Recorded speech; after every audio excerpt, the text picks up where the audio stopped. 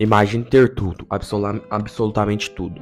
Mais dinheiro que você jamais poderia gastar em 1000 vidas. Um palácio que levou 13 anos para ser construído, com cedros do Líbano, ouro puro e mármore importado. 1000 mulheres ao seu redor. Fama que atravessa continentes inteiros. Numa época em que nem existia internet, nem televisão, nem rádio.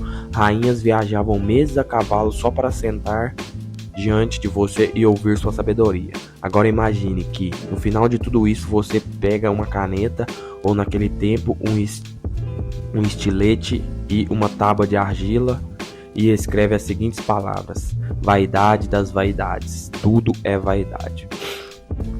Esse homem existiu, seu nome era Salomão, e o que ele descobriu no final da vida é uma das lições mais poderosas, mais ignoradas e mais urgentes que qualquer ser humano pode aprender, especialmente hoje, numa era em que somos bombardeados todos os dias com mensagem de que precisamos de mais, que precisamos parecer melhor, que precisamos ser mais. Mais de 3.000 anos se passaram desde que Salomão escreveu o livro de Eclesiastes. E sabe o que é mais assustador? Nós continuamos cometendo exatamente os mesmos erros que ele cometeu, com outros nomes, outras roupagens, outras telas, mas os mesmos erros. Neste vídeo você vai entender o que foi a vida de Salomão de verdade, sem romantismo e sem filtro. Vai entender como um homem com tudo chegou ao vazio. E mais importante, vai entender o que ele concluiu e como essa conclusão pode ser a virada que falta na sua vida. Se esse tema faz sentido para você, já deixe seu like agora. Isso ajuda demais o canal a levar esse conteúdo para mais pessoas que precisam ouvir isso. Se você conhece alguém que vive correndo atrás de coisas que nunca parecem suficientes, compartilhe esse vídeo com essa pessoa. Pode ser mais útil do que você imagina. Vamos lá. O homem mais rico e sábio da história. E por que isso não foi suficiente? Para entender a queda de Salomão, você precisa primeiro entender a altura em que ele estava, porque não estamos falando de um homem comum que ficou rico, estamos falando de algo que, na história da humanidade, nunca foi visto antes, e provavelmente nunca será visto de novo da mesma forma. Salomão foi filho do rei Davi, e assumiu o trono de Israel por volta do ano 970 a.C. Logo no início de seu reinado, aconteceu algo extraordinário. Deus apareceu a ele em sonho e fez uma oferta que qualquer pessoa ao redor do mundo gostaria de receber. Disse basicamente assim: peça o que quiser. Sabe o que Salomão pediu? Não pediu riqueza, não pediu longa vida, não pediu a destruição dos seus inimigos. Ele pediu sabedoria, pediu um coração compreensível para governar o povo e para discernir entre o bem e o mal. E Deus ficou tão impressionado com esse pedido que disse: já que você pediu isso, não pediu riqueza nem glória para si mesmo, eu vou dar a sabedoria que você pediu, e vou dar também o que você não pediu: riqueza, honra e fama, como nenhum rei teve antes de você. E foi exatamente isso que aconteceu. A sabedoria de Salomão era lendária. As pessoas vinham de todas as partes do mundo conhecido para ouvi-lo. Ele conhecia de botânica, de zoologia, de arquitetura, de filosofia, de música, de direito. Compôs mais de 1000 cânticos, escreveu 3.000 provérbios e julgava com uma precisão tão cirúrgica que até hoje seu nome é sinônimo de sabedoria. Mas não era só isso. O ouro que chegava a Jerusalém todos os anos durante o reinado de Salomão era de 666 talentos, o que em valores atuais representaria algo em torno de 40 bilhões de dólares por ano. Ouro ou só de renda anual. Seus escudos eram de ouro maciço, seu trono era de marfim coberto de ouro, com leões esculpidos em cada lado. Ele tinha frotas de navio, negócios com o Egito, com a Fenícia, com a Arábia. E mesmo assim, com tudo isso, em algum momento da sua vida, algo começou a rachar por dentro. Porque aqui está o que a maioria das pessoas não percebe. Riqueza e sabedoria, quando separadas do propósito, não preenchem nada. Elas iludem o caminho, mas não dizem para onde ir. E Salomão, aos poucos, foi perdendo de vista o para onde. Há um detalhe fascinante nos registros históricos. Quanto mais Salomão acumulava, mais ele precisava acumular. O palácio ficou maior, o harém cresceu, as alianças políticas se multiplicaram, muitas delas seladas por casamentos com mulheres estrangeiras, que trouxeram consigo seus deuses e suas práticas. E Salomão, o homem que havia pedido sabedoria, foi cedendo, pouco a pouco, uma concessão de cada vez. E é aí que mora o perigo mais silencioso da vaidade. Ela não chega de uma vez. Ela vai chegando devagar, com cara de conquista, com cheiro de sucesso, com aparência de progresso. A armadilha da vaidade, como a busca por mais destruiu tudo. Existe uma pergunta que pouquíssimas pessoas têm coragem de fazer para si mesmas. Quando é suficiente? Quando a casa é grande o suficiente? Quando o salário é alto o suficiente? Quando o corpo é bonito o suficiente? Quando o cargo é importante o suficiente? Salomão fez essa experiência de forma radical. Ele mesmo nos conta com uma honestidade brutal no livro de Eclesiastes. Ele não terceirizou essa história, ele mesmo escreveu. Ele disse: Engrandeci as minhas obras, edifiquei casas, plantei vinhas, fiz jardins e pomares, ajuntei prata e ouro, tive cantores e cantoras, tive mais do que todos os que foram antes de mim em Jerusalém. E então ele concluiu, logo em seguida, com uma frase que deveria estar escrita na entrada de todo shopping center do mundo: Atentai para todas as obras que as minhas mãos tinham feito. E eis que tudo era vaidade e correr atrás do vento. Correr atrás do vento. Pense nessa imagem por um segundo. Você corre, se esforça, alcança, e quando abre a mão, não tem nada ali. Mas o que exatamente destruiu Salomão? Não foi a riqueza em si. A Bíblia não condena a prosperidade. O que destruiu Salomão foi a inversão de prioridades. Quando o meio virou o fim. Quando o que era para ser instrumento virou destino. Veja o que aconteceu de forma concreta. Salomão começou fazendo alianças políticas com nações vizinhas, o que era estratégico e necessário para a paz. Até aí, nenhum problema, mas essas alianças vinham com um preço. Casamentos com princesas estrangeiras, e essas mulheres trouxeram seus altares, seus ídolos, suas religiões. E Salomão, o homem mais sábio do mundo, foi condescendente. Não de uma vez, mas foi uma pequena concessão aqui, uma flexibilidade ali, um altar construído para agradar uma esposa, depois outro, depois mais um. Isso tem um nome nos dias de hoje, a síndrome de só dessa vez. Você conhece essa síndrome? E quando a pessoa diz só vou trabalhar nesse fim de semana, essa vez, mas aí vira 2, vira 3, vira padrão. É quando alguém diz, só vou comprar isso agora, depois me organizo financeiramente, e a dívida vai crescendo. É quando alguém posterga uma conversa importante com o filho, com o cônjuge, com os pais, porque está ocupado, porque tem coisas urgentes, porque depois tem tempo. Salomão viveu isso em escala monumental, e o resultado foi devastador. Ao final de seu reinado, o reino estava dividido internamente, havia tensões que logo após a sua morte resultaram na divisão permanente de Israel em dois reinos, um legado de décadas de construção comprometido por anos de desvio gradual. E aqui está o ponto que mais incomoda. Salomão sabia. Ele tinha sabedoria, ele conhecia os princípios, ele mesmo havia escrito Provérbios, um livro inteiro de conselhos para uma vida bem vivida. Conhecimento não foi o que faltou foi a aplicação consistente desse conhecimento nas pequenas decisões do dia a dia. Isso deveria nos assustar, porque se o homem mais sábio da história sucumbiu à armadilha da vaidade, o que nos protege? A resposta é consciência ativa. Não basta saber, é preciso vigiar. É preciso perguntar regularmente se as suas escolhas diárias estão alinhadas com o que você realmente valoriza, ou se você está, sem perceber, correndo atrás do vento. Uma pesquisa da Universidade de Harvard, que acompanhou pessoas por mais de 80 anos, o famoso estudo do desenvolvimento de adultos de Harvard, concluiu algo que Salomão já sabia 3.000 anos atrás. A qualidade dos relacionamentos é o fator mais determinante para a felicidade e longevidade humana. Não dinheiro, não fama, não status. Relacionamentos. E o que a busca obsessiva por mais frequentemente sacrifica primeiro? Exatamente isso. O tempo com as pessoas que amamos, a presença, a atenção genuína. Salomão teve 1.000 mulheres e morreu, ao que tudo indica, profundamente sozinho por dentro. Esse é o paradoxo cruel da vaidade. Quanto mais você busca ser admirado por muitos, mais se distancia de ser verdadeiramente conhecido por alguém. O momento da virada, quando Salomão olhou para trás e sentiu o vazio. Existe um momento na vida de certas pessoas em que tudo para. Não é um colapso dramático, não é necessariamente uma crise visível, é mais silencioso do que isso. E quando você está no auge ou perto dele e de repente numa noite qualquer, numa manhã comum, algo dentro de você se pergunta: é isso? Era isso que eu queria?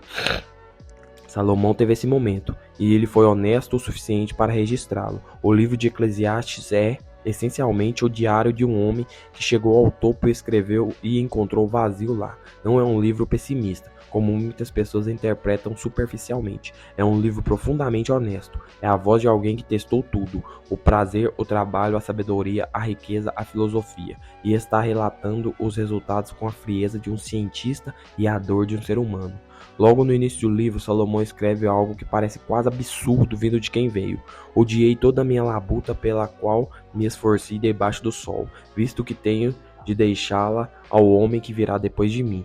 Ele está dizendo, trabalhei a vida inteira para construir algo, e vou morrer e deixar tudo para alguém que talvez destrua em anos o que levei décadas para construir, e não tenho controle sobre isso.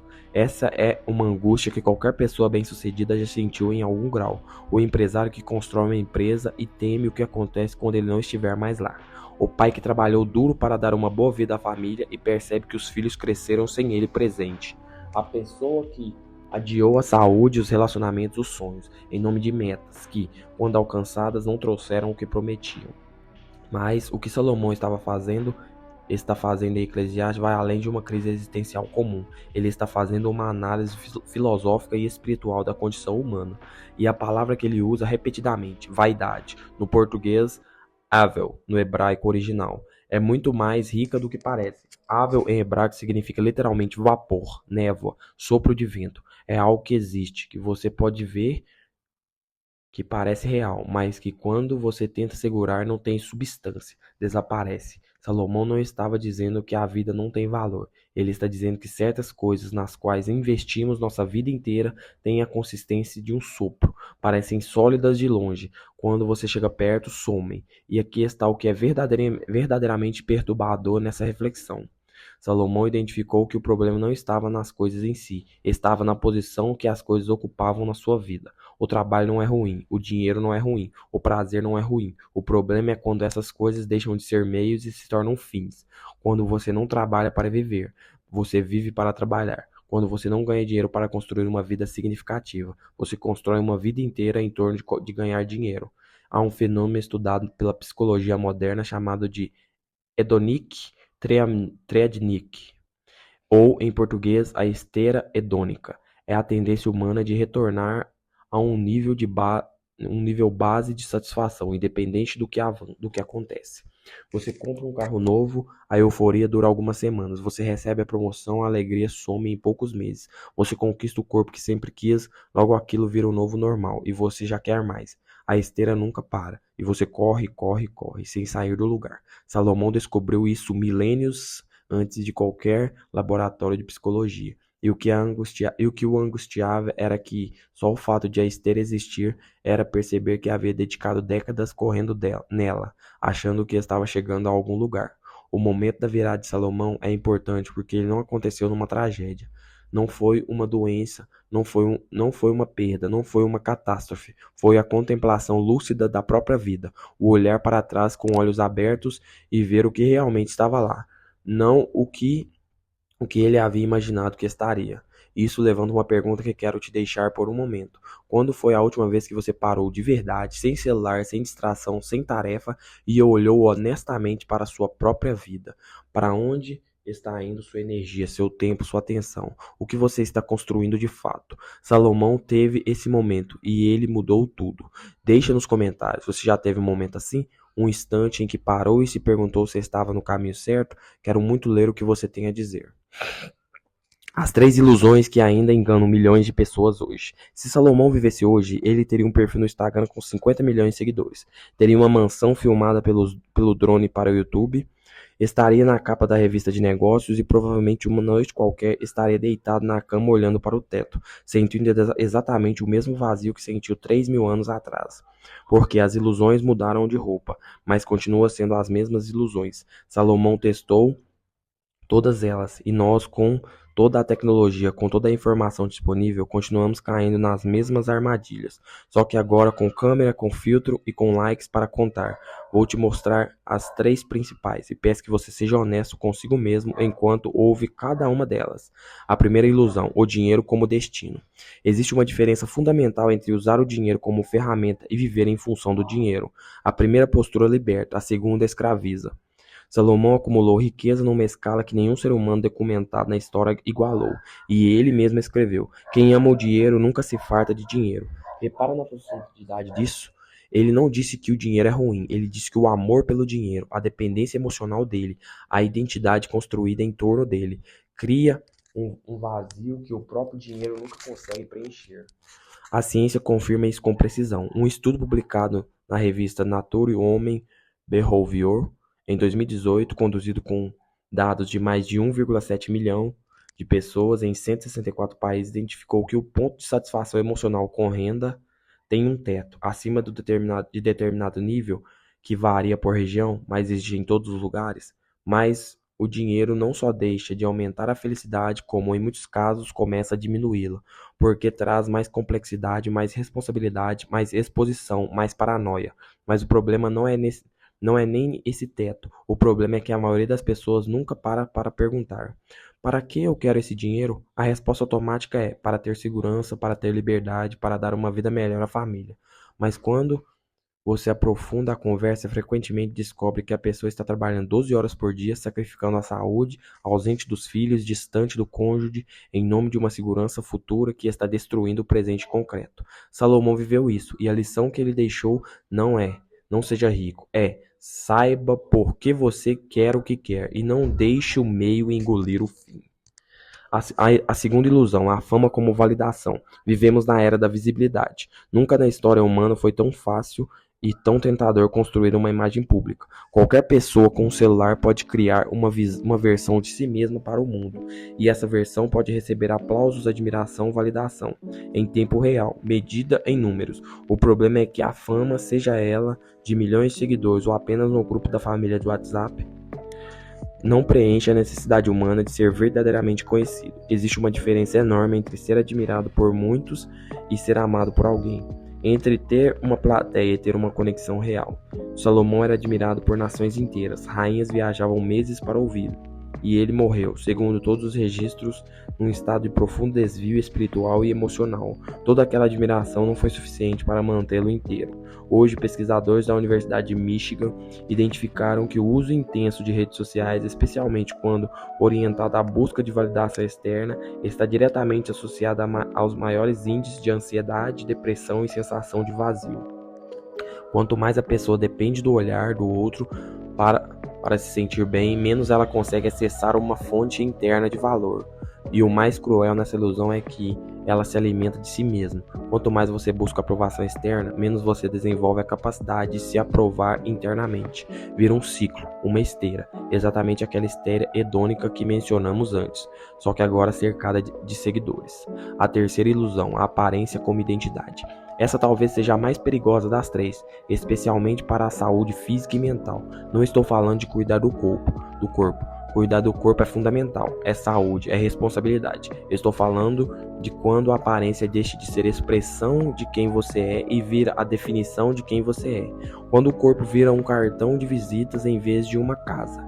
Salomão descreve no Cântico dos Cânticos uma beleza que vai além da superfície, uma atração que envolve presença, caráter e profundidade. Mas ao longo da sua vida ele acumulou 1000 mulheres, e os registros sugerem que muitas dessas relações eram politicamente motivadas, esteticamente orientadas, superficialmente construídas, e nenhuma delas parece ter preenchido o vazio que ele carregava. Hoje, a indústria global da beleza movimenta mais de 500 bilhões de dólares por ano, e os índices de insatisfação corporal nunca foram tão altos, paradoxalmente, como era numa era em que nunca tivemos tantos produtos, tantos procedimentos, tantas opções para melhorar a aparência. Quanto mais a cultura empurra a ideia de que você precisa parecer diferente do que é, mais as pessoas se sentem inadequadas do jeito que são. A ilusão da aparência como identidade não destrói só a autoestima, ela destrói relacionamento, porque cria uma versão pública de você que exige manutenção constante, que tem medo de ser vista sem filtro, que não consegue ser vulnerável, e sem vulnerabilidade não existe conexão real. Sem conexão real não existe felicidade duradoura. Salomão testou as três ilusões: dinheiro, fama e aparência. Chegou ao limite de todas elas, e do outro lado encontrou o mesmo vazio. A questão que fica é: você vai precisar chegar ao limite também? Ou vai aprender com quem já esteve lá? O que Salomão concluiu? A descoberta que pode mudar sua vida. Depois de tudo que vimos, a riqueza, o poder, a sabedoria, o colapso gradual, o vazio, chegamos ao momento mais importante desse vídeo, porque Eclesiastes não termina no desespero, ele termina numa conclusão, e essa conclusão é escrita há mais de 3.000 anos, é tão atual, tão precisa e tão necessária que parece ter sido escrita ontem. Para você, para mim, para qualquer pessoa que está tentando construir uma vida que vale a pena viver, Salomão passou a vida inteira acumulando respostas para as perguntas erradas. E no final, ele finalmente fez a pergunta certa. O que realmente importa? A resposta dele vai te surpreender pela simplicidade. Após décadas de experimentos existenciais, testando o prazer, o trabalho, a sabedoria, a riqueza, a filosofia, Salomão chegou a uma conclusão que cabe em duas frases. Ele escreveu no último capítulo de Eclesiastes: tema a Deus e guarda os seus mandamentos, porque isso é o dever de todo homem. Mas antes que você interprete isso como uma resposta puramente religiosa e superficial, preciso te mostrar o que está por baixo dessa declaração, porque ela carrega uma profundidade filosófica e prática que vai muito além de qualquer denominação ou crença específica. O que Salomão está dizendo, essencialmente, é o seguinte: existe algo maior do que você, e quando você organiza a sua vida em torno desse algo maior, seja uma fé, seja um conjunto de valores profundos, seja um propósito que transcende o seu próprio ego, você encontra uma estabilidade que nenhuma conquista material jamais conseguiu te dar. Ele está dizendo: pare de ser o centro do universo da sua própria vida, porque quando você é o centro, tudo gira em torno de suas conquistas, da sua imagem, do seu sucesso, e qualquer ameaça a isso se torna uma crise existencial. Mas quando existe algo maior do que você no centro, você ganha uma ancoragem, uma raiz, uma paz que não depende das circunstâncias externas. Mas Salomão não para só no espiritual. Ao longo de Eclesiastes, ele deixa pistas concretas e práticas sobre o que encontrou no valor real.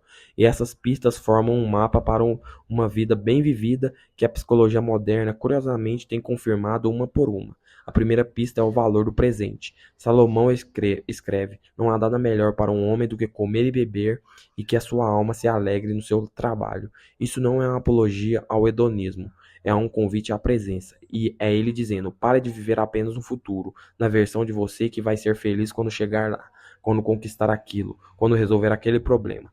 A vida está acontecendo agora, e quem não aprende a estar presente perde a vida enquanto planeja vivê-la. A ciência chama isso de mindfulness, e décadas de pesquisa mostram que a capacidade de estar presente é um dos preditores mais consistentes do bem-estar psicológico. Salomão chegou lá sem laboratório. A segunda pista é o valor do trabalho com propósito. Existe uma diferença enorme entre trabalhar para acumular e trabalhar porque aquilo que você faz tem significado. Salomão não condena o trabalho, ele condena o trabalho vazio, o trabalho que não tem raiz em algo maior do que o próprio resultado. Quando o seu trabalho serve a um propósito que você consegue articular com clareza. Quando você sabe por que faz o que faz, não só o que faz. O trabalho deixa de ser fardo e vira contribuição. Viktor Frankl, o psiquiatra austríaco que sobreviveu aos campos de concentração nazistas e fundou a logoterapia, chegou à mesma conclusão por um caminho completamente diferente. O ser humano consegue suportar quase qualquer, qualquer coisa, como se tivesse um porquê suficientemente forte. Propósito não é luxo, é necessidade fundamental. A terceira pista, e talvez a mais urgente, é o valor dos relacionamentos reais. Em vários momentos de Eclesiastes, Salomão elogia a companhia, a amizade, o outro. Ele escreve: melhor é serem dois do que um, porque tem melhor paga do seu trabalho. Porque se um cair, o outro levanta o seu companheiro. Num livro escrito por um homem que tinha 1.000 mulheres e morreu espiritualmente sozinho, essa frase tem um peso trágico e poderoso ao mesmo tempo. Ele sabia o valor que havia negligenciado e estava nos avisando.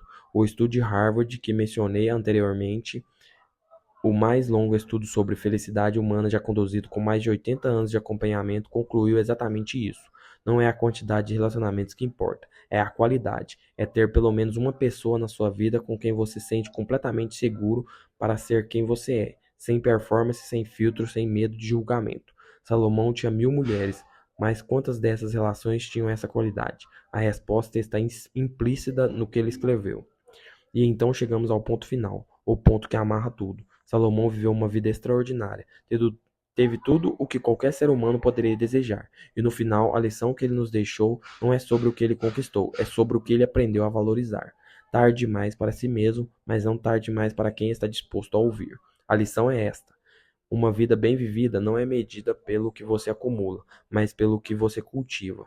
Você pode acumular dinheiro, fama e aparência, e chegar ao fim com as mãos cheias e o coração vazio. Ou você pode cultivar presença, propósito e conexão real, e chegar ao fim com menos nas mãos e mais dentro de você.